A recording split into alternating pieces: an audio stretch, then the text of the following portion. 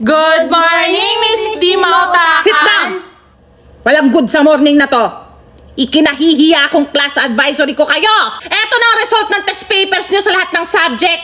My God! Lahat mababa kayo! Miss Class President, stand up! Can you please explain to me kung bakit hindi nakapag-focus sa pagre-review itong klase na to? Kaka-TikTok po.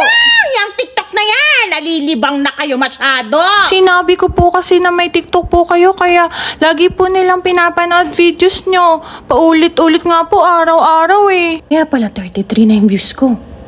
32 kasi yung mga estudyante ko.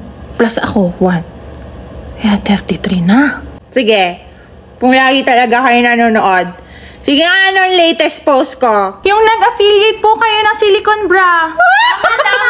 Kita niyo yun? Ayun, nagsayo ako ng ng make me sweat, make me holler. Yes, ma'am! Pinanood nyo rin? Tuwan-tuwa talaga ako sa klase na to. Proud na proud ako sa inyo. Ganito na lang, no? Ako nang bahala sa ibang subject teacher ninyo. Kakausapin ko na lang. Tapos, class president, alika Iha. Yes, Alika. ma'am. Ay, naku, napakaganda. Talaga ng class president ko. Ilista mo, anak, yung lahat ng naka-like and follow sa TikTok ko. Ano?